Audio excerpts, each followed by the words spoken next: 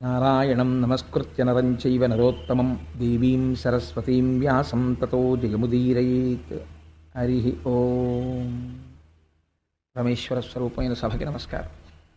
లోకములన్నింటినీ తన కడుపులో పెట్టుకున్నటువంటి శ్రీ మహావిష్ణువుని తన కడుపులో మోయవలసినటువంటి దేవకి కంసుని యొక్క కారాగారమునందు మొగ్గుచున్నది. ఈ స్థితిలో ఒక చిత్రం జరిగింది. శ్రీమన్నారాయణుడు తాను అవతరించాలనుకున్నాడు. తనకన్నా ముందు శేషుడు బయలుదేరుతున్నాడు. ఆదిశేషుడు ముందు అన్నగారిగా పుట్టాలి. అందుకని యోగమాయని పిలిచాడు. ఆయన యొక్క మాయాశక్తియే ఈశ్వరుడికి, ఈశ్వరుడి యొక్క మాయాశక్తికి అభేదం. వాళ్ళిద్దరూ విడివిడి ఉండరు. ఆ మాయాశక్తిని పిలిచాడు. పిలిచి ఒక మాట చెప్పాడు. నువ్వు భూమి మీదకి వెళ్ళు. అక్కడ కంసుని యొక్క కారాగారంలో దేవకీ వసుదేవులు ఉన్నారు. వసుదేవుని యొక్క భార్యలందరినీ ఖైదు చేశాడు కంసుడు. ఒక్క రోహిణి మాత్రం నందవ్రజంలో నందుడి దగ్గర ఉన్నది. కాబట్టి ఇప్పుడు ఆ వసుదేవుని యొక్క తేజస్సు దేవకీ గర్భంలో ఉంది, 7వ గర్భంగా. అది శేషుడి యొక్క అంశ ఉంది అందులో. అందుకని ఎవ్వరికీ తెలియకుండా ఆ గర్భస్థమైన పిండమును వెలికి తీసేసాయి. గర్భస్రావమైందని అందరూ అనుకుంటారు. ఈ పిండమును తీసుకుని వెళ్ళి నందవ్రజంలో ఉన్నటువంటి రోహిణీ గర్భమునందు ప్రవేశపెట్టు. అప్పుడు ఇక్కడ జారిపోయినటువంటి పిండము అక్కడ పెరుగుతుంది. పెరిగి అక్కడ వర్ధిల్లుతాడు. బలరాముడన్న పేరుతో జన్మిస్తాడు శేషుడు. నన్ను సేవించాలని కోరుకుంటున్నాడు. అందుకని నువ్వు వెళ్ళి ఈ పని చెయ్యవలసినది అన్నాడు. యోగమాయ బయలుదేరి వచ్చింది. 7వ గర్భంలో దేవకీదేవి గర్భము నిలిచి సంతోషంతో ఉన్న సమయంలో దేవకీదేవి కడుపులో ఉన్నటువంటి పిండాన్ని పైకి లాగి నందవ్రజంలో నందుడి దగ్గర ఉన్నటువంటి వసుదేవుని యొక్క భార్య అయిన రోహిణీ గర్భంలోకి ప్రవేశపెట్టారు. ఇవాళ మనం భాగవతం చెప్తే ఇది జరుగుతుందా అని మీరు ఎవ్వరూ అడగక్కర్లేదు. జరుగుతున్నాయి కదా ప్రపంచంలో. అంటే అప్పుడు మహర్షులు ఎప్పుడో చేశారు, భాగవత కాలంలోనే మన వాళ్ళు దీన్ని తెలుస్తోంది కదా. కాబట్టి బలము మిగుల కలుగ బలభద్రుడని లోక రమణుడ గుట్ట చేసి రాముడనియు సతికి పుట్టె గర్భ సంకర్షణంబున సంకర్షణుండ నెడిఘనుడు సుతుడు. పోతన గారు అన్నారు, బలము మిగుల కలుగ బలభద్రుడని, చాలా బలవంతుడైనటువంటి వాడు కాబట్టి ఆయనకి బలభద్రుడు అని పేరు. లోకరమణుడగుట చేసి రాముడనియు, లోకములన్నింటినీ ఆనందింపచేస్తాడు కాబట్టి రామశబ్దాన్ని పక్కన పెట్టారు, బలరామ అని పిలిచారు. సతికి పుట్టె గర్భ సంకర్షణంబున, ఈ అమ్మ కడుపులోంచి లాగబడి వేరో అమ్మ కడుపులోకి ప్రవేశపెట్టబడ్డాడు. అందుకని సంకర్షణుడు అని పేరు వచ్చింది. అందుకని సతికి పుట్టె గర్భ సంకర్షణంబున సంకర్షణుండ నిడిఘనుడు సుతుడు. ఆ విధంగా సంకర్షణుడన్న పేరుతో బలరాముని యొక్క ఆవిర్భావము జరిగినది. కృష్ణావతారమునకు ముందు బలరాముడు ఆవిర్భవించాడు. తదనంతరము ఇప్పుడు కృష్ణ పరమాత్మ ఆవిర్భవించాడు. ఆయన యొక్క అంశ పూర్ణమైనటువంటి ఆ తేజస్సు బయలుదేరి వసుదేవుడిని ఆవహించింది. వసుదేవుడిలోంచి ఆ తేజస్సు దేవకీ గర్భంలోకి ప్రవేశించింది.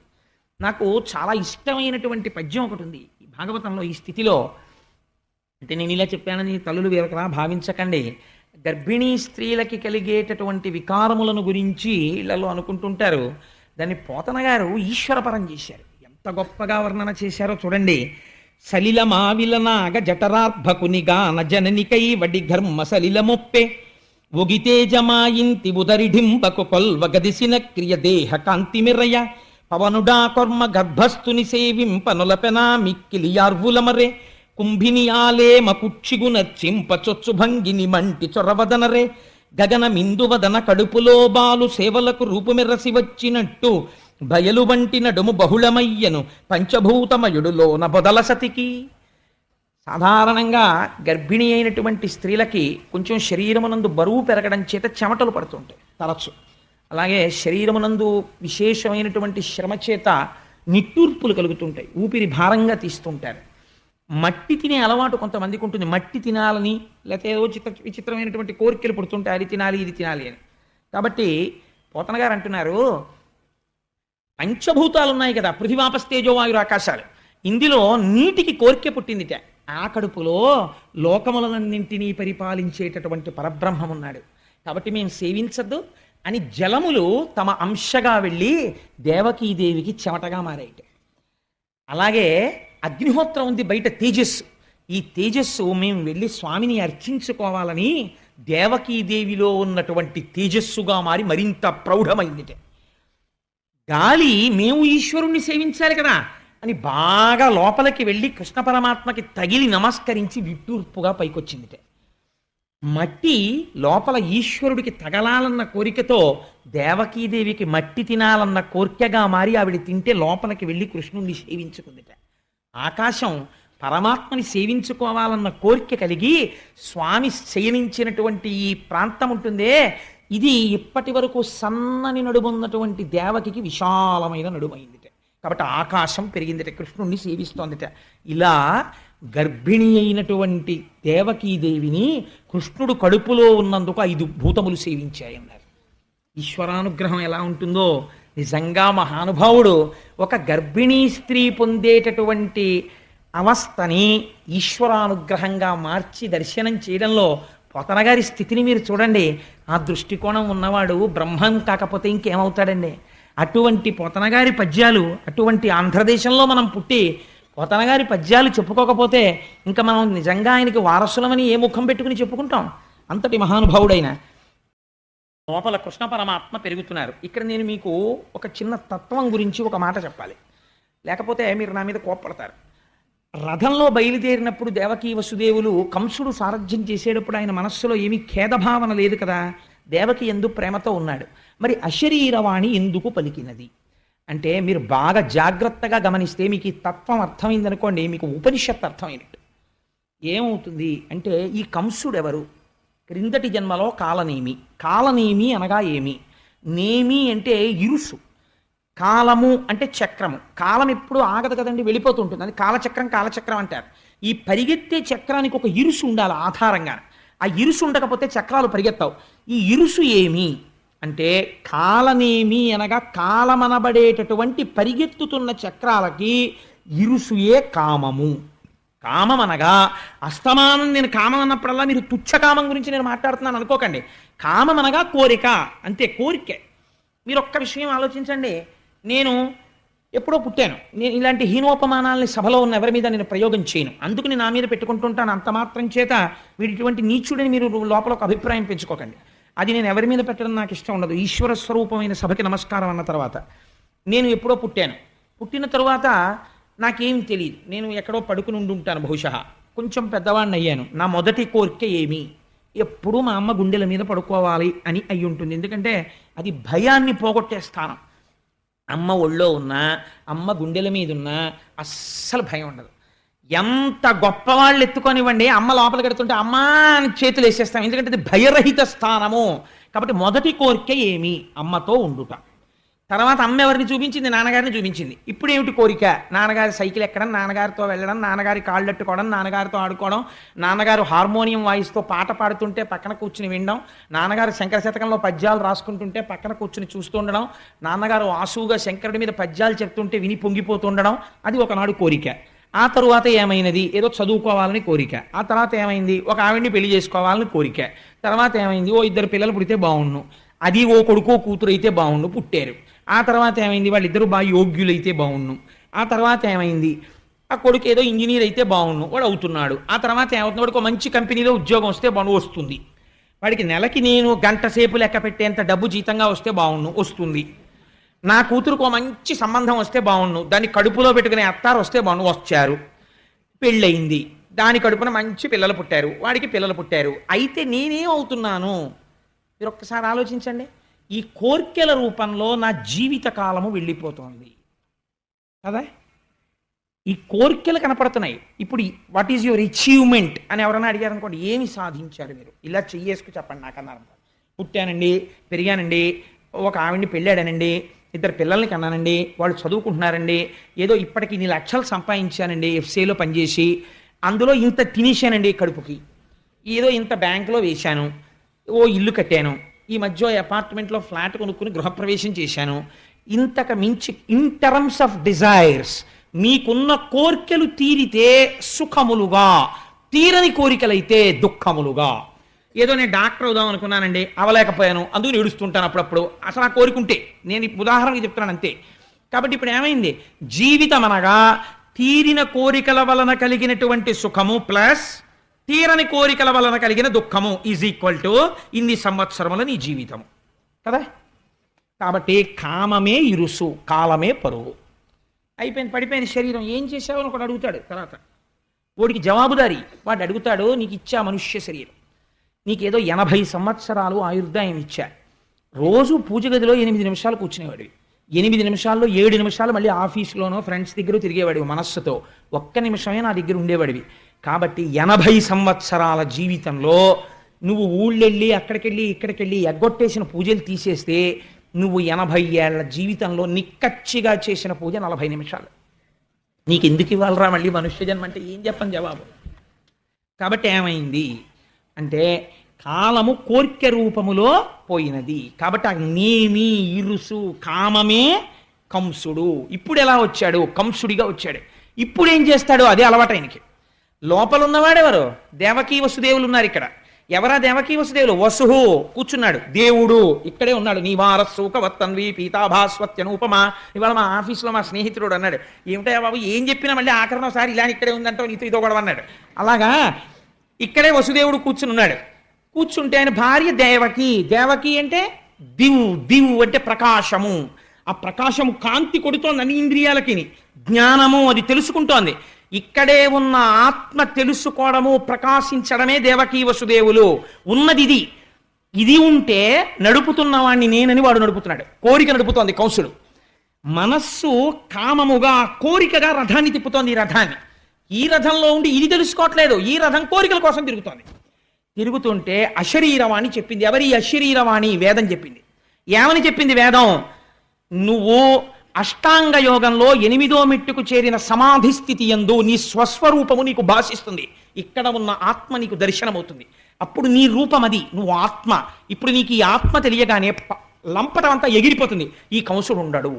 అందుకని 8వ గర్భానికి కంసుడు చచ్చిపోతాడని చెప్పింది. వాడు ఉలిక్కి పడ్డాడు. ఈశ్వరుడు మరుగవాలి, తాను ఉండాలనుకుంటాడు. భగవంతుడి వైపుకి నడవనివ్వదు కోరిక. కాబట్టి ఏం చేస్తాడు? శివరాత్రి నాడు ఉదయం 8 అయ్యేటప్పటికి ఇక్కడ చక్కగా గోపూజ చేసుకుని, లోపల మనం అందరం అభిషేకం చేసుకుని, కుంకుమార్చన చేసుకుని, 12 గంటలకి ఇక్కడే పలహారం చేసి ఇంటికి వెళ్ళిపోయి మళ్ళీ సాయంకాలం 6ంటికి వచ్చి 12 వరకు పూజ చేసుకుందామండి అన్నాం అనుకోండి. అబ్బాయి ఎందుకంటే బాబు ఏదో శివరాత్రి ఆదివారం నాడు కలిసి వచ్చింది, ఇంట్లో శివ అనుకుంటే చాలదు ఏంటండి అంటే ఆడు మిగిలిన టైం ఏం చేస్తావు? టీవీ చూడాలి. అందుకు ఇదంతా 3 మాటలు శివ దేనికోసం అంటే మిగిలింది టీవీ చూడడం కోసం. కాబట్టి ఏమైంది? కంసుడు నడుపుతుంటాడు. దేవకీ వసుదేవుల్ని గుప్తం చేస్తాడు.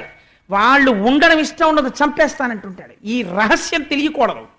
తెలియనివ్వకో, చంపేస్తాను 8వ గర్భం.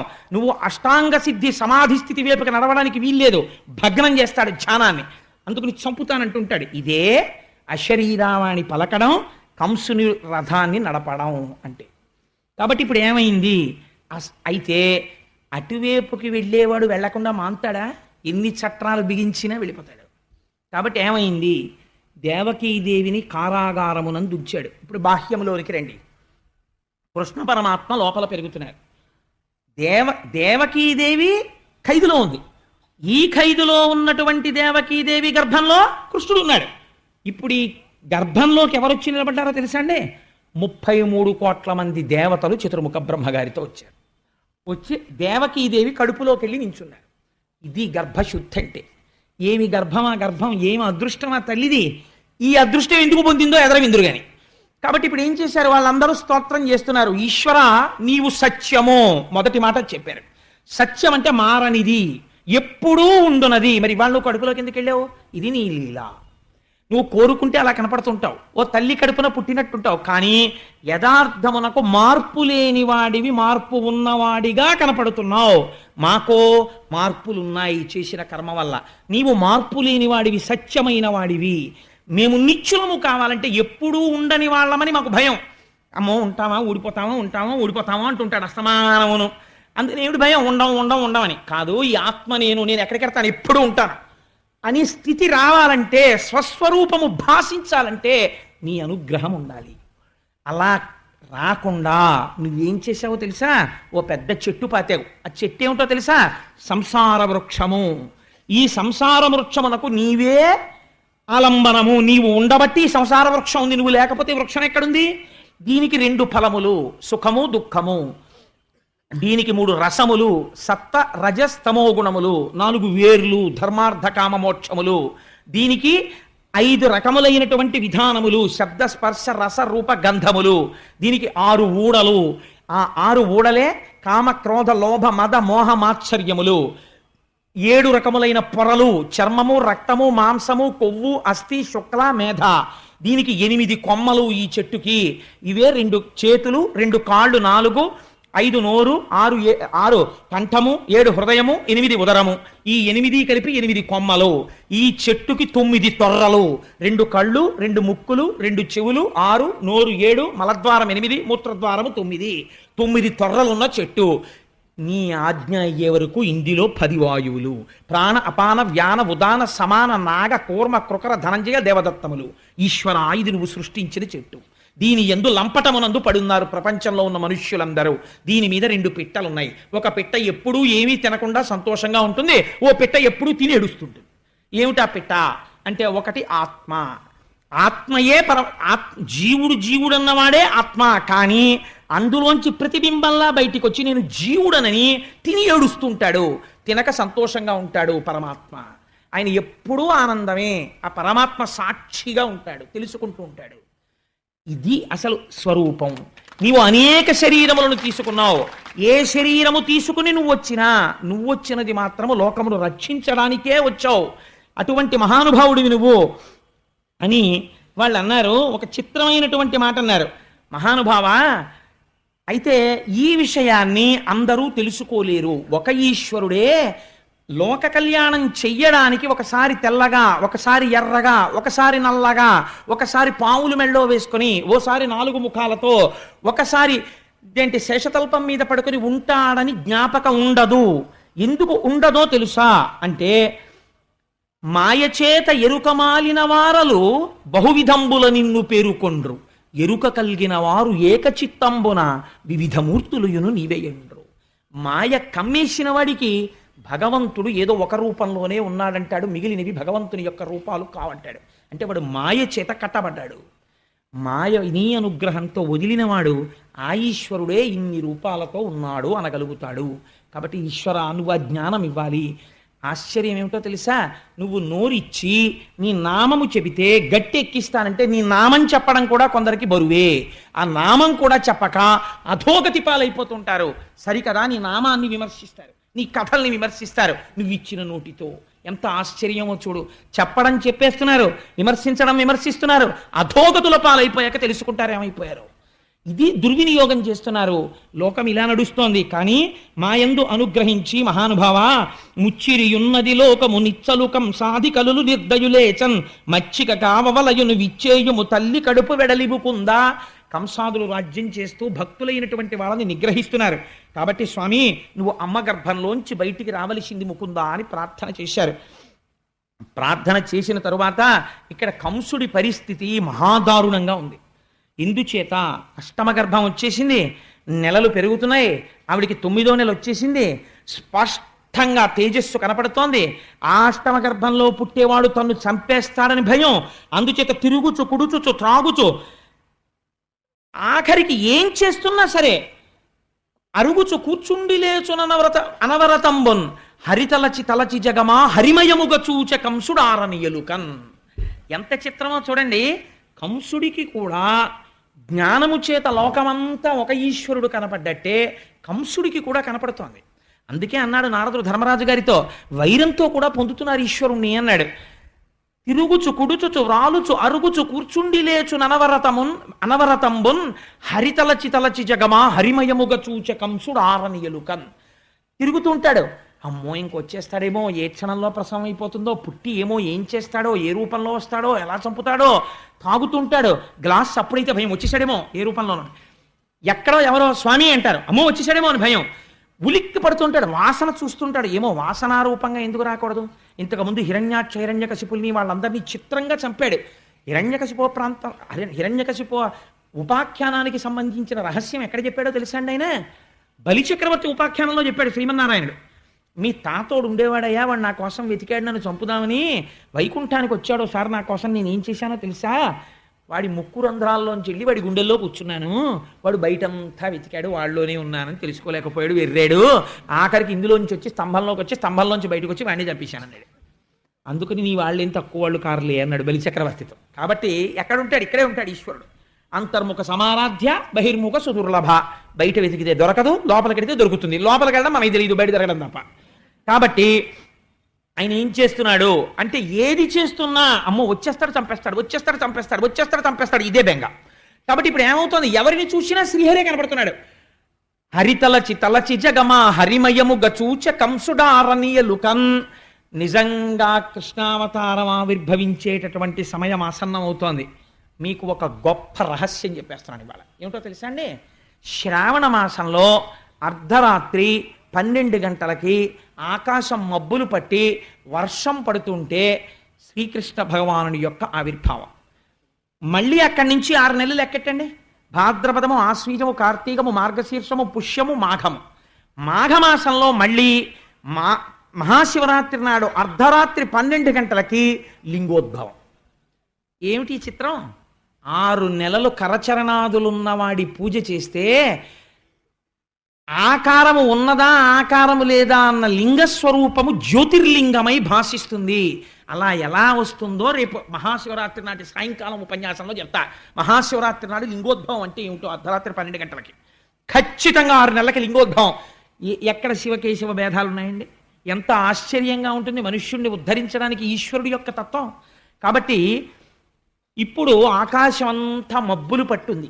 ఈయన ఏ నిమిషానికి ఆ నిమిషమే భయం. ఒకరోజు అనుకున్నట్ట ఇంకా సుఖం లేదు, చంపేస్తాను, అసలు గొడవ వదిలిపోతుంది, నేను ఈ టెన్షన్ పడలేకపోతున్నాను, వీడు ఎప్పుడు పుట్టేస్తాడో, చంపేస్తాను దేవకీదేవిని అనుకున్నాడు.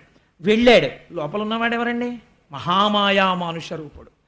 ఆ చెల్లెల్ని చూస్తే జాలేసిందిట. ఇంత పరాక్రమవంతుడిని, ఆడపిల్లని చంపనా, గర్భిణిని, ఇంకెందుకు, ఎలాగో పుడతాడు కదా, పుట్టిన తర్వాత చంపేస్తాను అని వెనక్కి వచ్చేసాడు.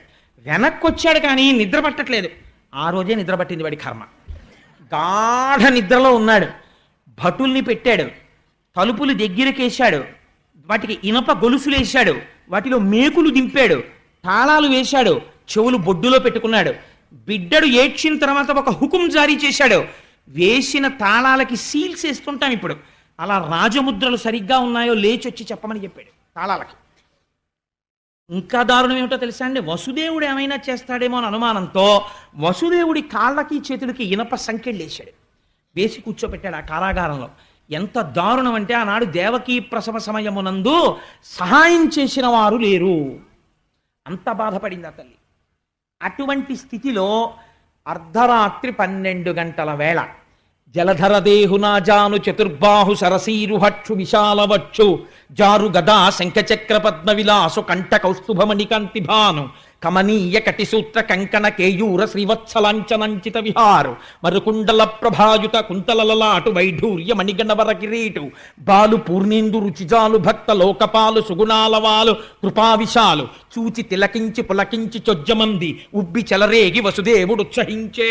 మహానుభావుడు శ్రీమన్నారాయణుడు ఆవిర్భవించాడు పసిపిల్లవాడి రూపంలో. ఒక్కసారి ధ్యానం చేసి నమస్కరించుకోండి. గోపాలకృష్ణ గారికి ఎంత సంతోషం.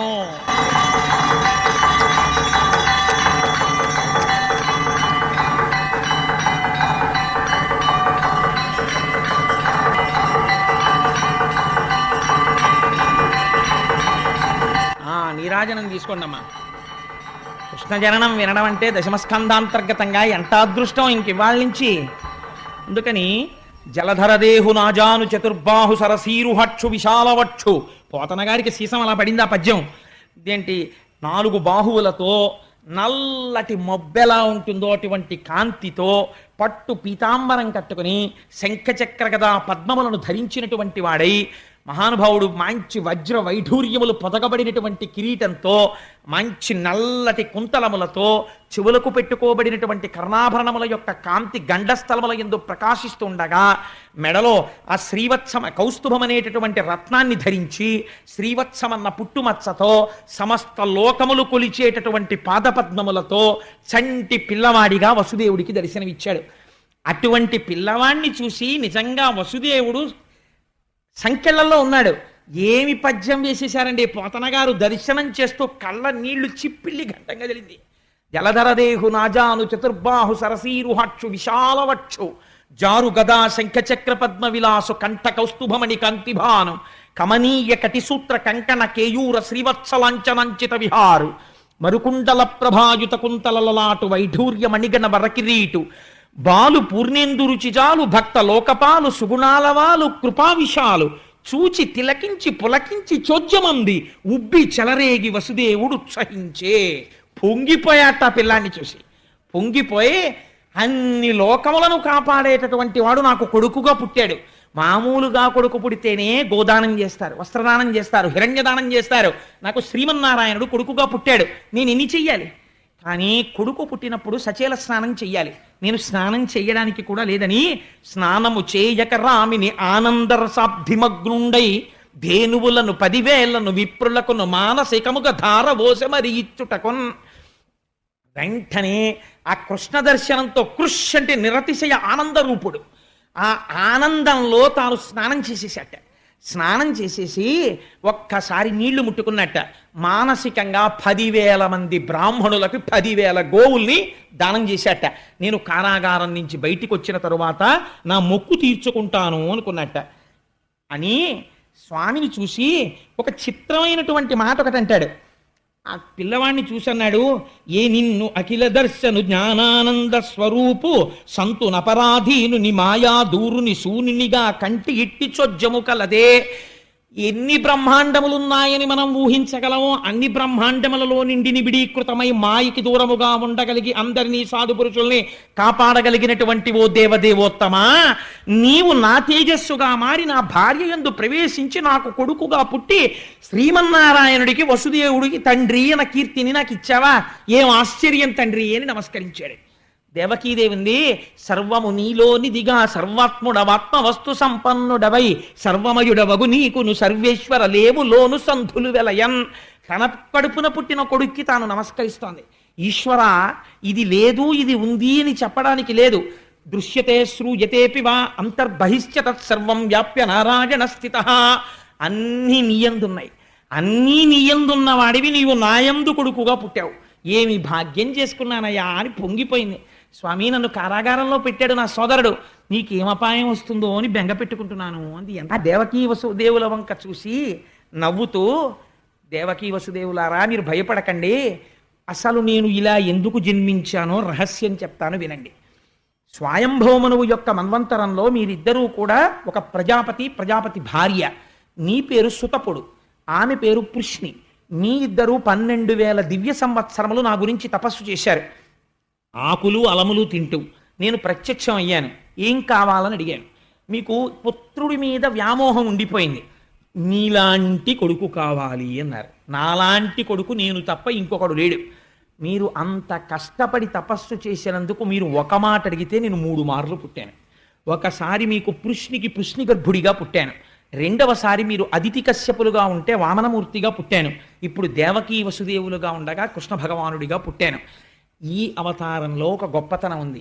అంతరార్థం తెలిసినా తెలియకపోయినా నా కథ విన్ని నన్ను స్మరిస్తూ నా గురించి చెప్పుకుంటూ మోక్షం పొందేయండి అన్నాడు. ఆనాడు ఆ అమ్మకైనా మనకైనా అదే వరం. ఆయన గురించి చెప్పుకు వింటే చాలు ఆయన వరం ఇస్తాడు. కాబట్టి అటువంటి వాడై అర్ధరాత్రి 12 గంటలకి జన్మించాడు. జన్మిస్తే చిత్రం ఏమిటంటే, ఈ మాటలు చెప్పిన తరువాత ఒక రహస్యం చెప్పాడు. ఇదే సమయమునందు యమునా నదికి ఆవలి ఒడ్డున ఉన్న నందవ్రజంలో నా యొక్క శక్తి స్వరూపమైన యోగమాయాదేవి యశోదాదేవి యొక్క గర్భమునందు జన్మించింది ఆడపిల్లగా. నువ్వు బయలుదేరి, ఇది ద్యోతకమైంది మనస్సులో, బాహ్యమునందు చెప్పలేదు, నువ్వు నన్ను పట్టుకుని తీసుకువెళ్ళి ఆ యశోదాదేవి పక్కన పడుకోపెట్టి మళ్ళీ అక్కడ నుంచి ఆడపిల్లని తెచ్చి దేవకి పక్కన పడుకోపెట్టు అని. వెంటనే వసుదేవుడి చేతికి ఉన్నటువంటి కాళ్ళకి ఉన్నటువంటి సంకెళ్ళు ఊడిపోయి ఈ పిల్లవాణ్ణి తీసి గుండెల మీద పెట్టుకున్నాడు. చాలామంది తల మీద పెట్టుకున్నాడు అంటారు. పోతనగారి భాగవతంలో గుండెల మీద పెట్టుకున్నాడు అనే ఉంది వచనంలో. గుండెల మీద పెట్టుకుని ద్వారం దగ్గరికి వెళ్ళాడు. ద్వారానికి ఇనప గొలుసులున్నాయి, మేకులున్నాయి, తాళాలున్నాయి, ఊడిపోయి. కంసుడితో సహా అందరూ గుర్రు పెట్టి నిద్రపోతున్నారు. బయటికి వచ్చాడు. తప్పుకోవడానికి వీలు లేకుండా ఇక్కడ నిలబడిన వాడు ముఖ్యద్వారంలోకి కనపడే ఏర్పాటు చేశాడు. ఒక్కొక్క ద్వారం దాటుతున్నాడు. వెనక పడగలు పట్టి శేషుడు వస్తున్నాడు, ఆయన మీద నీడ పట్టి ఈ తలుపులు శేషుడు వేసేస్తున్నాడు. దాటి బయటికి వచ్చాడు. ఆకాశమంతా నల్లటి మబ్బు పట్టుంది, గాఢాంధకారం, శ్రావణమాసం, వర్షం పడుతోంది. శేషుడు పడగలు పట్టి ఆచ్ఛాదించాడు. యమున దగ్గరికి వెళ్ళారు. విపరీతమైన వేగంతో ప్రవహిస్తోంది. ఈ వసుదేవుడు కృష్ణ పరమాత్మని ఇలా పెట్టుకుని ఆ యమున వంక చూశాడు. ఆశౌరికి తెరవసగను ప్రకాశోద్దత తుంగ భంగ కలిత ధరా సాకాశయగు యమున మును సీతేశునకు పయోధిత్రోవ ఇచ్చిన భంగిన్. కృష్ణ పరమాత్మని గుండెల మీద పెట్టుకున్న వసుదేవుణ్ణి చూడగానే ఆనాడు రామచంద్రమూర్తికి చోటిచ్చేసిన సముద్రంలా యమున చోటిచ్చేసింది. అందులోంచి వసుదేవుడు వెళ్ళిపోయాడు. ఇదే అక్కడికి వెళ్ళి కృష్ణ పరమాత్మని పడుకోబెట్టాడు. అక్కడ ఆడపిల్ల పుట్టినా ఎవ్వరికి తెలియదు, అందరూ గాఢ నిద్రలో ఉన్నారు. ఈ పిల్లవాడిని అక్కడ పడుకోబెట్టాడు. కుయ్యి అనలేదు, కయ్యి అనలేదు. ఆ పిల్లని ఎత్తుకున్నాడు, చక్కగా పట్టుకున్నాడు. మళ్ళీ తిరిగి వచ్చాడు. మళ్ళీ యమున దారిచ్చేసింది. మళ్ళీ యమున దాటి ఈవలి ఒడ్డుకు వచ్చాడు. వచ్చి అంతఃపురంలోకి ప్రవేశించాడు. ఒక్కొక్క తలుపు తెరుచుకుంది. లోపలికి వెళ్ళాడు. ద్వారాలు వేసుకున్నాయి. ఇనప సంకెళ్ళు పడిపోయాయి, మేకులు పడిపోయాయి, తాళాలు పడిపోయాయి. వసుదేవుడు వెళ్ళి ఆడపిల్లని ఆ దేవకీదేవి పక్కన కూర్చోపెట్టాడు. తను వచ్చి ఇలా కూర్చున్నాడు. ఇన్ని మూసుకున్నాయి, సంకెళ్ళు మాత్రం తగులుకోలేదు, అలాగే ఉండిపోయి. అన్ని మూసుకున్నాయి, సంకెళ్ళు తగులుకోకుండా అలాగే ఉన్నాయి. ఇప్పుడు వసుదేవుడు చూశాడు. ఒక నవ్వు నవ్వి, పదముల సంఖ్యలనిడుకొని మదితలచుచు సూరసుతుడు ముందరివోలెన్ గుదురుకల రీతి దేహము కదలించుచు నూరకుండె గురువర తంబున్. ఉపనిషత్ రహస్యం చెప్పేశారు. ఇక్కడ ఏమైంది అంటే, కృష్ణ పరమాత్మని ఇక్కడ ధరించాడు అంటే లోపల ఉన్న ఆత్మస్వరూపాన్ని తెలుసుకున్నాడు ఇప్పుడు వసుదేవుడు. తెలుసుకోగానే భిజ్యతే హృదయ గ్రంథి చింద్యంతే సర్వసంశయా క్షీయంతే చాస్య కర్మాణి తస్మిన్ దృష్టే పరావరే. ఆ హృదయ గ్రంథి విడిపోయింది, ఆ గొలుసులు ఊడిపోయాయి, ఇప్పటి వరకు ఉన్న కర్మబంధములు తెగిపోయాయి, సంశయాలు తొలగిపోయాయి. బయటికెడుతుంటే అవివేకమన్న మబ్బులు, అజ్ఞానమన్న చీకటి పట్టి ఉంది. ఆధ్యాత్మిక ఆదిభౌతిక ఆదిదైవికములనేటటువంటి వర్షములు పడుతున్నాయి. పరమభక్తుడైన వాడికి ఇవి ఇబ్బంది పెట్టవు. అందుకని శేషుడు పడగబట్టాడు. జ్ఞానము కలగడానికి ముందు విశేషమైన భక్తి కలుగుతుంది. రమణ మహర్షికి ఆత్మతత్వం తెలియడానికి ముందు పెరియ పురాణం చదివి అపారమైన భక్తి అరుణాచలం మీద కలిగినట్టు. ఇప్పుడు బయలుదేరాడు. యమున దారిచ్చింది. యమున దారివ్వడం అంటే ఏమిటో తెలుసా అండి? సూర్యుడికి ఒక కొడుకు, ఒక కూతురు. కొడుకు యముడు, కూతురు యమున, ఇద్దరూ ఆగరు. యమున కాలస్వరూపం, ప్రవహించి వెళ్ళిపోతుంది, వెనక్కి రాదు. కాలం వెళ్ళిపోతుంది, ఎవరి కోసం ఆగదు. నేను భాగవతం వినలేనంటే అదేం ఆగదు, వెళ్ళిపోతుంది, వెనక్కి రాదు. వెళ్ళిపోతున్న కాలంలో ఎవడెప్పుడు పడిపోవాలో యముడికి తెలుసు, ఆయన తీసేస్తాడు. ఆయన ఆగడు, కాలస్వరూపంలో సూర్యుడు వెళ్ళిపోతుంటాడు. అందుకే సూర్య కుటుంబం అంతా అలాగే ఉంటుంది. ఇట్లాంటి యమధర్మరాజు కాలము దారిచ్చాయి. అంటే కాలమునకు వశుడు కాడు అంటే మృత్యువు లేదు. అందుకే రమణ మహర్షి దగ్గరికి వెళ్ళి, భగవాన్ మీరు చచ్చిపోతారని మాకు భయంగా ఉంది అంటే ఆయన నవ్వి, నాకు చావెక్కడుంది, నేను ఎప్పుడూ ఉండేవాణ్ణి, మీరు వెళ్ళిపోతారేమో అనేవారు. మీరు వెళ్ళిపోతారేమో అంటే నేను వెళ్ళడానికి చోటు ఎక్కడుంది, నేను అంతటా పరివ్యాప్తము చెందిన ఆత్మస్వరూపుడను అనేవారు ఆయన. ఈ ఆత్మస్థితి పొందిన వాడికి శరీరము పడిపోవడం గురించి బెంగ ఉండదు. ఇది పంచభూతాలు వెళ్ళిపోతాయి, ఆత్మ ఇలాగే ఉంటుంది నమ్మారు. ఆత్మగా ఉండిపోయారు. ఆత్మగా అరుణాచలమునంద జ్యోతి రూపముగా. అదే ఇందాక చెప్పినటువంటి దేవకీ వసుదేవులు అరుణాచలం కొండలో కలిసిపోయారు. కానీ దేహము పడిపోయేంత వరకు జ్ఞాని రోగము దీనికి వస్తే సాక్షిగా ఉంటాడు. మనం రోగం వస్తే దాంతో తాదాత్మ్యత చెందుతాం. దాన్ని కూడా సాక్షిగా గమనిస్తాడు, ఆ రోగాన్ని కూడా సాక్షిగా ఉంటాడు, తనంత తాను శరీరం పడిపోయే వరకు. కాబట్టి ఇప్పుడు ఆయన ఉన్నాడా లేడా?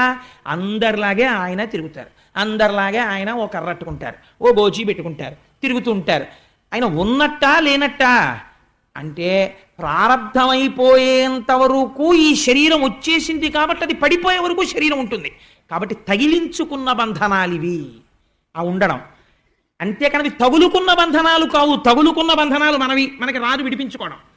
తగిలించుకున్న బంధనాలు జ్ఞానివి. అందుకని ఆయన తగిలించుకుని పూర్వం ఎలా ఉన్నాడో అలాగే ఉన్నట్టున్నాడు, ఎవ్వరికీ తెలియదు. అతను ఒకసారి గుండెల మీద పెట్టుకుని యమునని దాటి వెనక్కి వచ్చాడు. అందుకే ఆడపిల్ల నొదలమని వసుదేవుడు ఏడవడు, దేవకి ఏడుస్తుంది. కాబట్టి ఇంకా మోహం ఎవరిని పట్టింది అంటే విష్ణుమాయ దేవకి యందు ఉన్నది. తల్లి కాబట్టి ఉండాలి, లేకపోతే కంసుడికి అనుమానం వస్తుంది. ఇప్పుడు ఏమైంది? ఈ ఆడపిల్ల ఏడ్చింది. ఏడిస్తే వీళ్ళందరూ లేచారు. ఇది వీళ్ళ ప్రజ్ఞ అనుకుంటున్నారు. ఇది విచిత్రం. వీళ్ళు లేచి అమ్మ పిల్ల పుట్టిందిరా అన్నారు. ముందేం చూశారు? తాళం కప్పల మీద రాజముద్ర చూశారు. ఉన్నది. కాబట్టి లోపల వాళ్ళు ఎక్కడికి వెళ్ళలేదు. ఆత్మదర్శనమైన వాడికి పైన మార్పు ఏమీ ఉండదు. రమణ మహర్షికి ఆత్మదర్శనం అయిపోయిన తర్వాత నల్లటైన తెల్లగా అయిపోవడమో, తెల్లటైన ఆకుపచ్చగా అయిపోవడమో అలా ఏమి ఉండదు. అప్పుడు ఇప్పుడు ఒకలాగే ఉంటారు. కానీ లోపల మాత్రమే తెలుస్తుంది వారికి. కాబట్టి బయట నుంచి చూసేవాడికి ఏమైనా తెలుస్తుందా? అనుమానమే మిగులుతుంది అంతే. ఆత్మదర్శనం అయిందా అండి నిజంగానో అని అనుమానం. కాబట్టి ఏమవుతుంది అంటే ఆ మహానుభావుడు అలా కూర్చుని ఉన్నాడు. వీళ్ళు ఏడుపు విని పరిగెత్తుకుంటూ కంసుడికి వెళ్ళి చెప్పారు. చెప్పగానే వాడు నిద్రపోతున్నవాడు జుట్టు విరబోసుకుని పరిగెత్తుకొచ్చాడు. వచ్చి తాళాలు తీశాడు. తీస్తే పాపం పిచ్చి తల్లి కదా దేవకీదేవి, ఈ ఆడపిల్ల ఏడుస్తుంటే ఆవిడని విష్ణుమాయ కప్పేసింది. ఈ ఆడపిల్ల తన పిల్లే తనే రక్షించుకోవాలనుకుంటోంది. అనుకుని అన్నగారికి కనపడకుండా పమిటలో పెట్టేసుకుంది. ఆ పిల్లని పెట్టేసుకుని గుండెలకి దగ్గరగా హత్తేసుకుని అసలు ఆడపిల్లో మగపిల్లవాడో తెలియకుండా దగ్గరికి పెట్టేసుకుని కాళ్ళు పైకెత్తేసి ఏడుస్తోంది. ఏమని అంటే అది పోతన గారికే చెల్లింది ఆ దర్శనం. అన్న శమింపు మన్న తగదల్లుడు కాడిది మేన కోడలవు మన్నన చేయు మన్న విను మానిని చంపుట రాచపాడి కాదన్న సుకీర్తివై మన గదన్న మహాత్ములు పోవుత్రోవ పోవన్న భవత్ సహోదరి కదన్న నిను శరణంబు వేడదన్.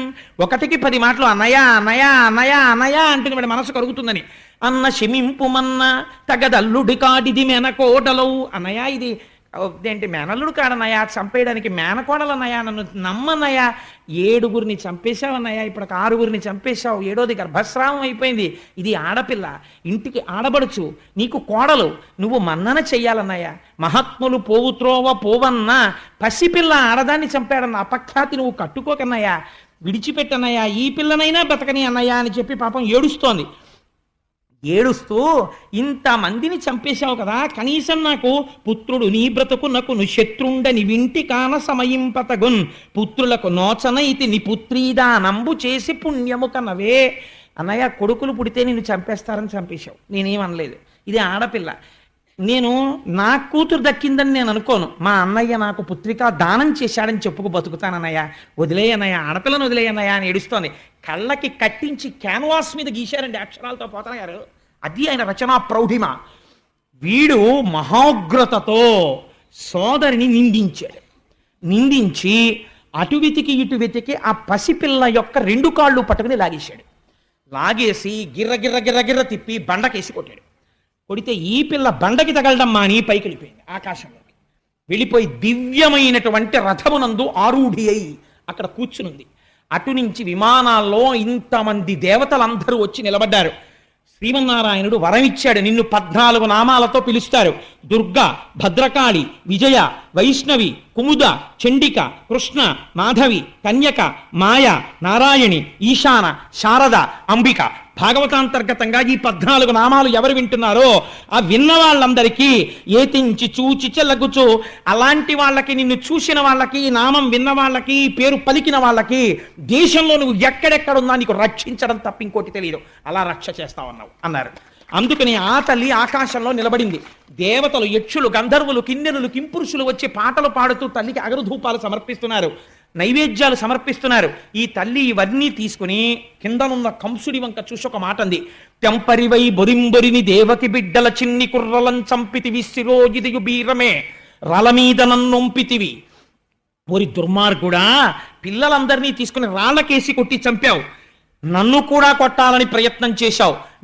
నా సరసంజనించి నిన్ను చంపెడి వీరుడొక్కడు, ప్రవృద్ధిని పొందేడివాడు దుర్మతి, నాతో పాటు పుట్టి నిన్ను చంపేటటువంటి వాడు వేరొక చోట పెరుగుతున్నాడు, నువ్వు చచ్చిపోవడం ఖాయం అని చెప్పి దేవతలు సేవిస్తుండగా తల్లి వెళ్ళిపోయింది. ఈశ్వరుడిది నిర్భయత్వం. మరణం కోసం భయపడుతూ ఎంతకాలం సత్యాన్ని ఎప్పటికీ సత్యం తెలుసుకోగలుగుతాడు. కాబట్టి ఆ తల్లి వెళ్ళిపోయింది. వెంటనే కంసుడిలో ఉన్న గమ్మత్తు చూడండి. ఆయన పరిగెత్తుకుంటూ దేవకీ వసుదేవుల దగ్గరికి వచ్చాడు. వచ్చి, చూశావా బావా ఆశ్చర్యం, నువ్వేమంటావు, రేపు పొద్దున్న నీ 6 పిల్లల్ని నేను చంపేశానంటావు. నేనా చంపినవాడిని? ఆ రోజు నువ్వు చెప్పావే, ఎవరి కర్మ వారికి తీసుకొస్తా. ఆ 6 పిల్లల కర్మ ఉంది. నా దురదృష్టం ఏమిటంటే వాళ్ళ మరణానికి నేను హేతు అయ్యాను. నిజంగానే చంపగలిగిన వాడిని అయితే బావా, నేను ఇలా గిర్రని తిప్పి కొట్టినప్పుడు ఈ ఆడపిల్లని చంపాలి కదా, మరి ఈ పిల్ల చూడు ఎగిరిపోయింది. పైగా నన్ను చంపేవాడు ఎక్కడ పుట్టేట. అనవసరంగా నేను మిమ్మల్ని వేధించాను బావా, ఏమనుకోకే, నన్ను క్షమించే అంటున్నాడు. కానీ మనసులో అనుమానమే. తొట్టుపడుతూ వాళ్ళిద్దరికీ నమస్కారం చేసి తాళం తీసి, బావా మీరు మీ ఇంటికి వెళ్ళిపోయి సంతోషంగా ఉండండి అన్నాడు. అని చెప్పి పంపించేశాడు వాళ్ళని. పంపించేస్తే అవతల నందవ్రజంలో ఒక ఆశ్చర్యకరమైనటువంటి సంఘటన జరిగింది. ఆయన మహానుభావుడు కృష్ణ పరమాత్మ అక్కడ ఆవిర్భవించి ఉన్నారు. అక్కడ నందవ్రజంలో ఉన్న వాళ్ళందరికీ తెలివచ్చింది. ఒక్కసారి తెలివచ్చి వాళ్ళు లేచి చూశారు. చూసి ఏమిట్రా పిల్లాడు పుట్టాడు అనుకున్నారు. ఆ పిల్లవాడేమీ ఏడవలేదు. కానీ పొంగిపోయింది యశోద. ఎంత అదృష్టం, ఇన్నాళ్ళకి నాకు కొడుకు పుట్టాడు అనుకుంది. ఈ వార్త నందవ్రజంలో ఉన్న వాళ్ళందరూ ఈ పరమసాత్వికులై ప్రేమమూర్తులై ఉంటారు. మధురలో ఉన్న వాళ్ళు కృష్ణుడు వచ్చేంత వరకు రాజసగుణంతో ఉంటారు. మధురంగా తిప్పుతుంది మనస్సు. అందుకని మధురకి కంసుడు నాయకత్వం ఉన్నంతసేపు ఆ మధుర మనమెవ్వరం వెళ్ళి నిలబడే మధురగా ఉండదు. నందవ్రజం భగవద్భక్తులతో నిండి ఉంటుంది, గోవులతోటిని. అందుకని అక్కడ ఉన్న వాళ్ళకి అమాయకత్వం ఏమీ తెలియదు. వాళ్ళు పొంగిపోయారు. ఏమని?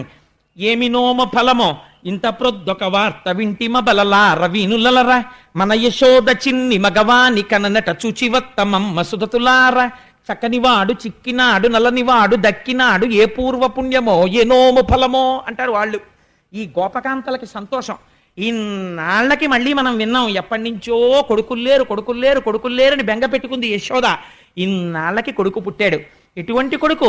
ఏమి నోమ ఫలము ఇంత ప్రొద్దొక వార్త వింటిమ అబలలార వీనులరా, మన యశోద చిన్న మగవానికనట. ఆ పద్యంలో అందం చూడండి. పలికెటిది భగవతమట, పలికించు విభుండు రామభద్రుండట. చిన్ని మగవానికనట ఏమిటండి? చిన్ని మగవాణ్ణి కనకపోతే పెద్ద మగాన్ని కంటారేంట అసలు? అందుకని వాళ్ళు మాట్లాడేటప్పుడు అలాగే మాట్లాడతారు. అందుకని మన యశోద చిన్న మగవానికనట చూచివత్తమమ్మ సుధతులార అని అక్కడికి వెళ్ళారు. వెళ్ళేటప్పుడు పోతన గారు ఒక అద్భుతమైనటువంటి లైవ్ టెలికాస్ట్ ఒకటి ఇచ్చారండి. వీళ్ళందరూ పరిగెత్తుకుంటూ ఆ యశోద ఉన్నటువంటి గృహానికి వెళ్ళారట. ప్రసూతి గృహంలోకి మగవాళ్ళు వెళ్ళరు, ఆడవాళ్ళు వెడతారు. అందుకని ఆడవాళ్ళందరూ లోపలికి వెళ్ళారు.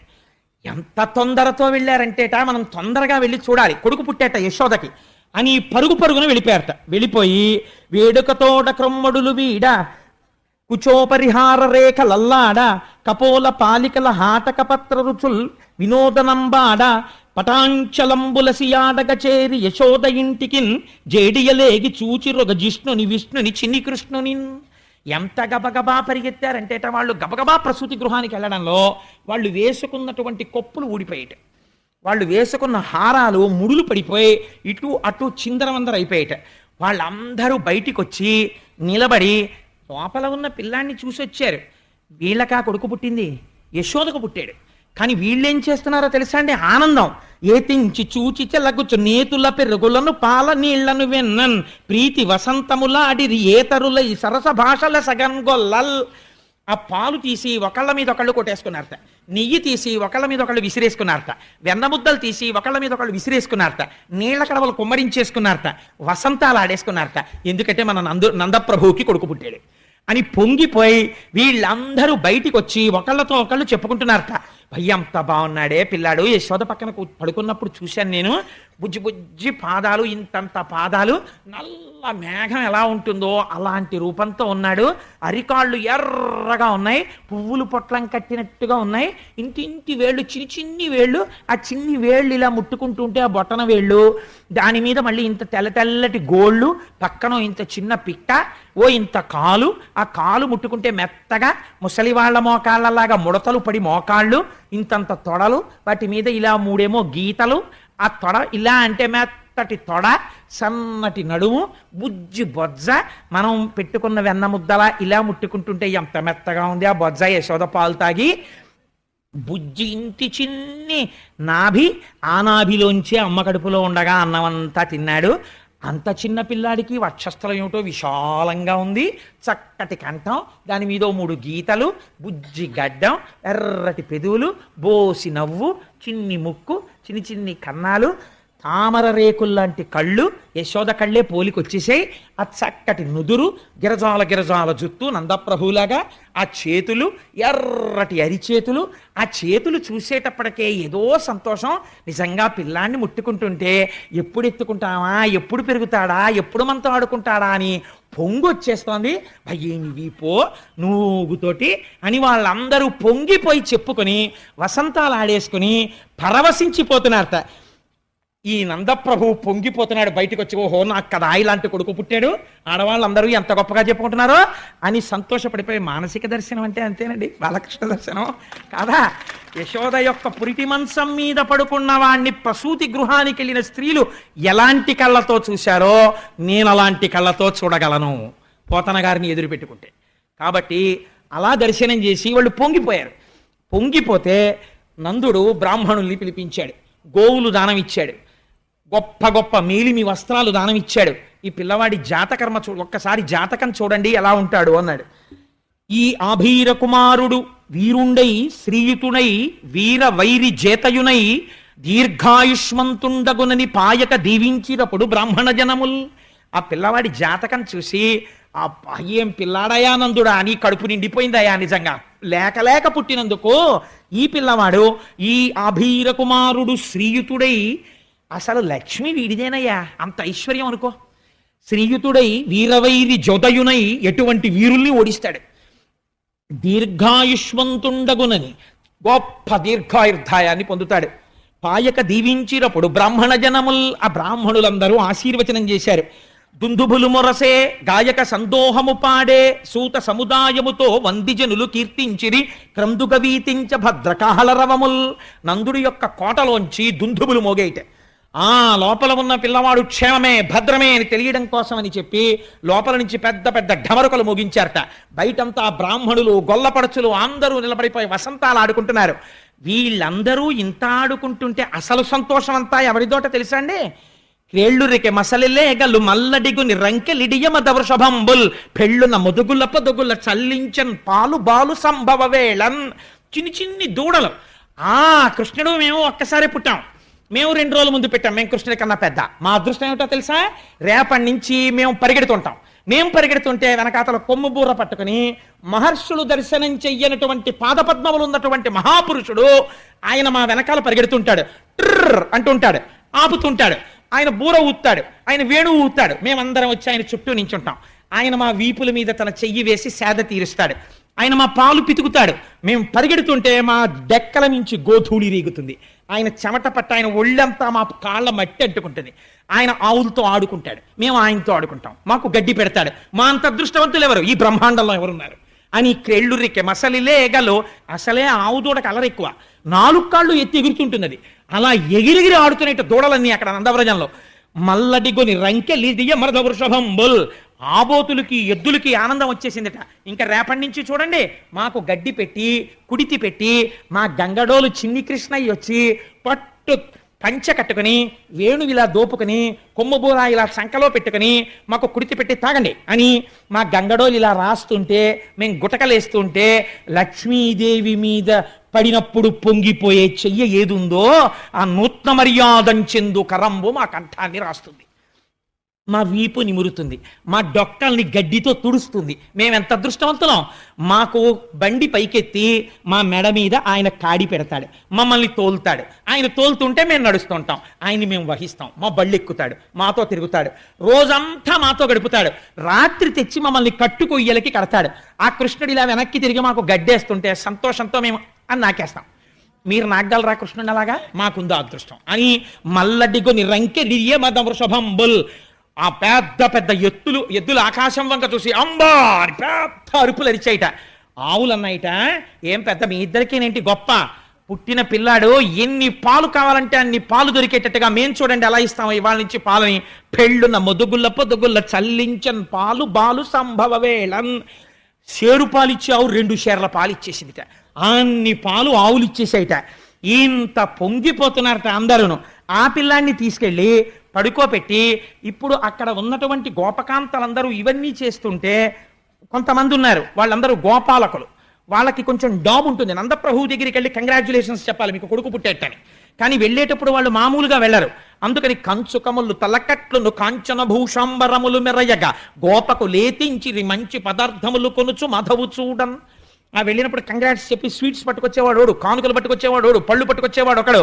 కంచుకములు తలకట్లను ప్రభు ఇంటికి వెళ్తున్నారు కదా మరి, అందుకని మంచి డాబుగా తలకాయలకి మంచి పాగాలు చుట్టారట, మంచి కంచుకాలు వేసుకున్నారట, మంచి మంచి ఆభరణాలు వేసుకున్నారట, ఉన్న వాటిల్లో పెద్దంచు పట్టుపంచెలు కట్టుకున్నారట. కట్టుకుని వీళ్ళందరూ కలిసి బయలుదేరి నందప్రభు దగ్గరికి వెళ్ళారట. నందవ్రజం అంతా అక్కడే ఉంది. ఎంత సంతోషమో చూడండి వాళ్ళది. ఇంతలోకే కొడుకు పుట్టాడని ఆనందం. అన్నిటికన్నా చాలా చేతకాని విషయం ఏమిటో తెలుసా అండి? అమెరికాలో ఉన్న అమ్మని పిలిపించుకుంటారు. ఎందుకు? పుట్టిన పిల్లాడికి నీళ్లు వేయడానికి ముందు అసలు నీళ్లు వేయడమే రాదు, అమ్మకే వచ్చది. అందుకని ఇప్పుడు నందవ్రజంలో కృష్ణ పరమాత్మకి నీళ్లు పోయాలి. ఎవరు పోస్తారు? అందరికన్నా ముసలి వాళ్ళు, కడుపు చల ఉన్న వాళ్ళు. చిత్రం ఏమిటో తెలుసా అండి? గొప్ప కానుక వాళ్ళే ఇస్తారు. ఎంత కోటీశ్వరుడు అవనివ్వండి, మనవడు పుట్టాడు అనుకోండి, అమ్మా ఆ వెనక సందు ఆ ముందు సందులో ఫలానా తల్లి ఉంది, 16 మంది పిల్లలు పుట్టారు ఆవిడికి. ఆవిడికి గర్భశోకం తెలియదు. 16 మంది పెద్ద పెద్ద స్థితుల్లో ఉన్నారు. 16 మందిని పెంచి పెద్ద చేసి వాళ్ళందరూ మహాపండితులై ఉంటే చక్కగా సంసారాలు చేసుకుంటే 3 తరాలు చూసింది. ఎన్ని పురుళ్ళు పోసిందో. ఆవిడ కట్టి విప్పిన బట్టోటి పట్టండి అని పంపిస్తారు. ఆయన కోటీశ్వరుడు అయినా సరే ఆవిడ కట్టి వదిలేసిన ఓ చింకి చీర ఆవిడ ఇస్తుంది. ఇస్తే ఆ చీర తెచ్చి ముందు పిల్లాడి కింద వేస్తారు. ఎందుకని? అది రక్ష. ఆ కడుపు చలవ తగులుతుంది పిల్లాడికని. అలా వాళ్ళని పిలిచి పెద్దవాళ్ళని, అమ్మ మీరు నీళ్లు పోయండి అమ్మాయి పిల్లాడికి అన్నారు. అదో గమ్మత్తు. ఆ నీళ్లు పోయడం అంటే మాటలు కాదు, దానికి చాలా అనుభవం ఉండాలి. అందులో మనవడికి నీళ్లు వస్తుంటే ఎంత టీవీ ఎంత దర్పం ఉన్న తాతగారైనా ఓసారి ఇల్లు చూసి పొంగిపోతాడు. ఆ ఆడవాళ్ళు కాళ్ళు జాపుకుని, అంటే నేను కృష్ణ పరమాత్మని చూసి పొంగిపోతున్నాను అందుకు చెప్తున్నాను, ఆ తొడల మీద పడుకోబెట్టుకుని ఆ నీళ్లు వాళ్ళు ఉక్కిరి బిక్కిరి అయిపోకుండా ఇలా చెయ్యడ్డు పెట్టి తలమించి నీళ్లు పోస్తుంటే ఈ కింద నీళ్లు తగలకుండా ఉంటే వాడు గుటుక్కుని మింగేస్తాడేమో అని అమ్మకి భయం. అమ్మ మెల్లిగా పోయివే, అమ్మ మెల్లిగా పోయివే అంటుంటుంది ఈ పిల్ల. అబ్బా తెలుసులేవే నీకు నేనే నీళ్లు పోసాను అంటుంటుంది అమ్మ. అలా నీళ్లు పోస్తుంటే ఆ పిల్లాడికి జాగ్రత్తగా పుసులు తీసేసి నాయనమ్మో అమ్మమ్మో తిరిపెట్టి ఆ చెవులో ఇలా ఇలా తిప్పి తడి కూడా తీసేసి వాడికి ఒంటి నిండా సాంబ్రాన్ని వేసేసి తెచ్చి ఉయ్యాల్లో పడుకోబెట్టేస్తే ఇంకోటి నీళ్ళు స్నానం చేసినందుకు అలసిపోయి వాడు అలా పడుకుంటే అప్పుడు తండ్రి వచ్చి చూసుకుని నా కొడుకని పొంగిపోతాడు. అలా కృష్ణ పరమాత్మకు కూడా నీళ్లు పోయడానికి ఆడవాళ్ళని తీసుకొచ్చారట, పెద్దవాళ్ళని తీసుకొస్తే ఆయన అంటారు, పాపనికి నూనె తల ఎంటి పసుపు రాసి బోరు కాడించి హరి రక్ష పొమ్మటంచు జలములొక కొన్ని చుట్టి రాచల్లి దీవించి పాడిర ఈ విధలెల్ల. ఆ వృద్ధులైన స్త్రీలందరూ ఆయన్ని ముందు ఒళ్ళో కూర్చోబెట్టుకుని, వాడికి ఇంకా ఇలా మెడ నిలబెట్టడం రాదు, అందులో ఇలా ఇలా పడిపోతుంటుంది ఆ తల. జాగ్రత్తగా ఇలా గడ్డం కింద చెయ్యి పెట్టి గుండెల మీద పెట్టుకుని ఆ పిల్లాన్ని అలా పట్టుకోవడం వాళ్ళకే వస్తుంది, మనకి రాదు, మగవాళ్ళకి. కూర్చోపెట్టుకుని వాడికి బాలునికి నూనె తల ఎంటి పసుపు రాసి ఒళ్ళంతా నూనె రాసి, రేపొద్దున్న చర్మం అంతా చలికాలం వస్తే చర్మం అంతా ఎండిపోయినట్టు అయిపోతుంది, పిల్లాడికి నూనె బాగా రాయాలి అని చెప్పి ఒళ్ళంతా నూనె రాసేసి సూక్ష్మక్రిములు పట్టకుండా చర్మం పాడవకుండా పసుపు రాసేసి బోరుకాడించి వాడికి పైనుంచి నీళ్లు పోసి హరిరక్ష పొమ్మటంచు. ఎవడికి హరిరక్ష? హరికి. జలములొక కన్ని చుట్టి రాచల్లి దీవించి కాసిని నీళ్లు చేతిలో పట్టుకుని శ్రీరామరక్ష 1000 ఏళ్ల ఆయుష్ 1000 ఏళ్ల ఐదోతనం 3 పుట్ల మనవలు 6 పుట్ల ముని మనవలు 8 పుట్ల ఇను మనవలు, అప్పటి వరకు నేను బతికుండి నీ పిల్లలందరినీ చూసి మీ మనవలు ముని మనవలు వీళ్ళ పెళ్లిళ్ళన్నింటికీ నేను వచ్చి భోజనం వేసుకుని తిని వాళ్ళందరికీ నీళ్లు పోయేద్దే అమ్మా నేను అని వాళ్ళు ఆశీర్వచనాలు చేస్తున్నారు. పోతన గారు ఎంత లైవ్ టెలికాస్ట్ ఇచ్చారో చూడండి. అందుకని బాలునికి నూనె తల ఎంటి పసుపు రాసి బోరు కాడించి హరిరక్ష పొమ్మటంచు జలములొక కొన్ని చుట్టి రాచల్లి దీవించి పాడిరయ్యు విధలెల్లా. పాటలు పాడేస్తా ఆయన మీద. ఇన్ని పాటలు పాడితే ఆయనకి నీళ్లు పోస్తుంటే పోతనగారు అంటారు, పాపం వీళ్ళకి తెలియదు చూడు ఎలా చేయించుకుంటున్నాడో ఏమీ తెలియని వాళ్ళగా. పలుతోయంబుల జగముల పలుతోయంబుల ముంచి భాషించడు యాపలు తోయగాడు పల్లవ లలనాకరతోయంబులందు చలగుచుతడియం. ఆయన ఈ లోకాలన్నింటినీ ప్రళయం చేసెయ్యాలనుకున్నప్పుడు నీళ్లల్లో ముంచేసి తాను మాత్రం ఒక మర్రాకు మీద పడుకుని ఏమీ తెలియని వాళ్ళ బొటన వేలు నోట్లో పెట్టుకుని చీకుతూ పడుకునే వటపత్రసాయి ఏమీ తెలియని వాళ్ళ ఈ వృద్ధ గోపకాంతల యొక్క తొడల మీద పడుకుని నీళ్లు పోయించుకుని ఉక్కిరి బిక్కిరి అయిపోయినట్టు అంటే అందరూ అయ్యో అయ్యో అమ్మ ఏమైనా అవుతుందేమో అని యశోద కంగారు పడుతుంటే లోపల నవ్వుకుంటూ ఎలా పడుకున్నాడో చూడు దొంగ కృష్ణుడు. అన్నమాచార్యులు వారైతే అన్నారు, సతులు దొంగ నీవని సతులు పొంగుచున్నారా ముగిటారాడరా మోహనాకారా అని. ఏమంటే మూర్తి గారు నాకు పాడడం రాదు, అయినా ఆనందంలో పాడేస్తున్నాను అనమాట. సరే, అందుచేత వీళ్ళందరూ ఆ పిల్లవాడిని తీసుకొచ్చి అంత పొంగిపోతున్నారు.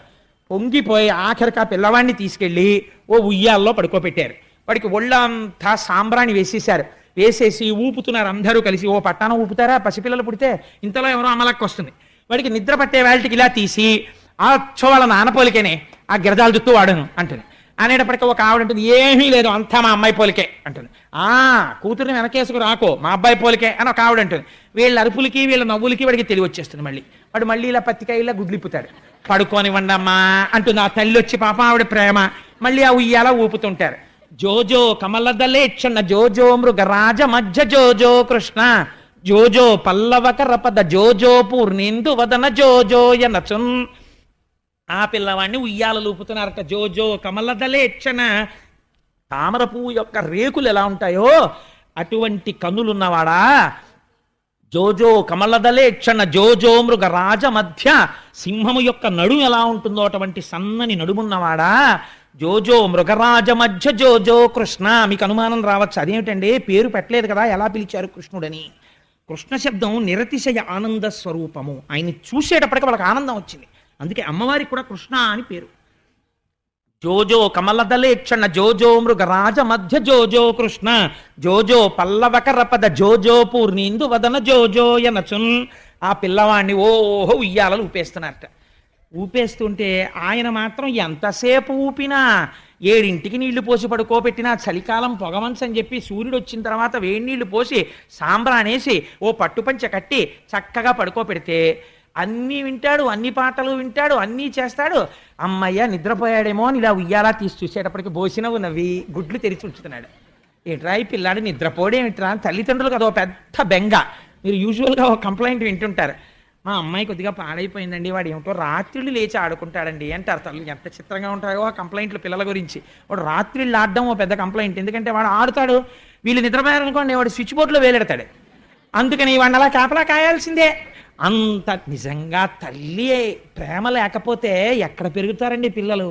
నిద్ర కూడా మానేసి ఆ పిల్లల్ని కాపాడుకుని ఈయన ఎక్కడ లేచి అరుస్తాడో, రేపు మళ్ళీ ఆఫీస్కి వెళ్ళాలి, ఏమిటో వాడి అల్లరి, నువ్వు బాగానే ఉంది నీ ఆటలో నిద్రపుచ్చట్టే ఇప్పుడు చేతిలో ఉందా? పాపం ఏ హాల్లోకి వెళ్ళి వాడిని పడుకోరా నాన్న అని వాడితో అసలు నోట మాట రాని వాళ్ళండి. ఆ చంటి పిల్లాన్ని చూసుకుని బజ్జున్నావా నువ్వు, నీ పళ్ళు, నీ బుగ్గలు బబ్బోవచ్చు కదా, ఇన్ని చెప్పేస్తారో కథలు సీరియల్స్ వాడికి చెప్పేస్తారు. వాడికి ఏమీ తెలియదు. వాడు అమ్మ వంక చూసో వెరినవు నవ్వుతుంటాడంతే. వాళ్ళు పొంగిపోయి చెప్పేస్తారు. ఏమి అనుబంధం అండి పిల్లాడికి అమ్మకి సృష్టిలో. అలా తీసుకొచ్చి ఆ పిల్లాన్ని ఊపితే ఎంతకీ నిద్రపోడు. ఏమిటి నిద్రపోడు, ఎంత జోకొట్టినా నిద్రపోడు అనుకుని అందరూ రాను జోకొడితే నిద్రపోతాడమ్మా అని ఓ జో జో జో జో జో అచ్యుతానంద జో జో ముకుందా అంటుండడం, కొడుతుండడం. ఆయన వీపు మండిపోతోంది. ఇలా దెబ్బలు తినడం ఎప్పుడూ లేదు. కూర్మావతారంలోనైనా దురద తీరలేదు. కానీ ఇది ఎక్కడి గొడవరా, ఇలా కొట్టేస్తున్నారు, ఎందుకు కొడుతున్నారు వీళ్ళు, ఏమిటి అసలు ఈ జోజో అన్న మాటకు అర్థం ఏమిటని ఆలోచించాట. అప్పుడు ఒక్కసారి ఇదేదో వెంకటాచలంలో చేస్తుంటారు రోయ్ అని అప్పుడు గుర్తు తెచ్చుకున్నాడు. హనుమాచార్యుల వారు గుర్తొచ్చారు.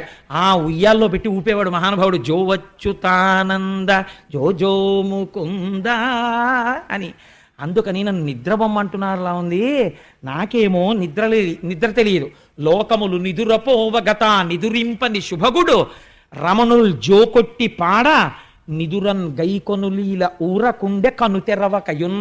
ఓహో, ఈ లోకంలో అలవాటుంది, నిద్రపోతారు. నిద్రపోతున్న వాణ్ణి కూడా రక్షించడానికి కళ్ళు తెరుచుకుని ఉండడం నాకు అలవాటు. కళ్ళు మూసుకుంటే నిద్రపోయాడు అనుకుంటారు ఈ లోకంలో. అమ్మయ్యో ఈ వీపు మంట తగ్గాలంటే కనురెప్పలు మూసేస్తానని నిద్రపోయిన వాడిలా ఇలా కనురెప్పలు వేసేసట. అమ్మయ్య స్వామి పడుకున్నారనుకున్నా ఉయ్యాల అక్కడ అలా ఉంచి పడుకున్నాడమ్మా నీ పిల్లాడు.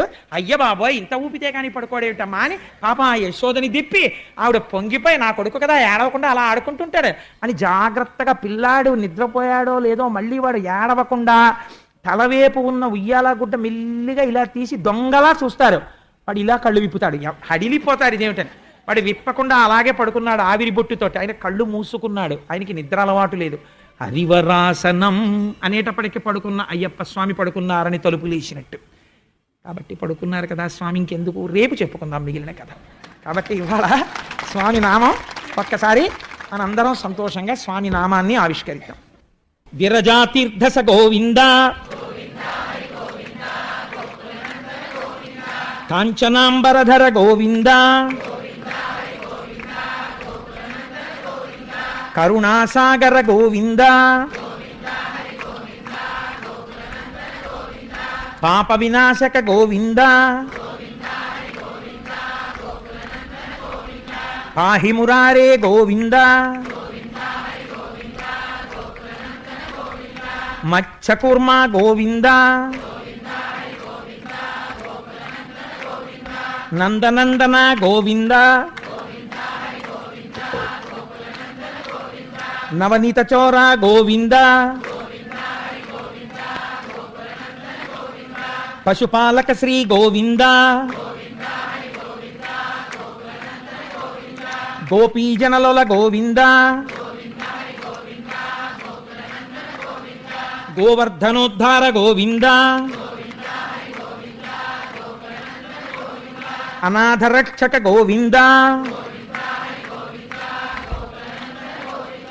ఆపద్బాంధవ గోవింద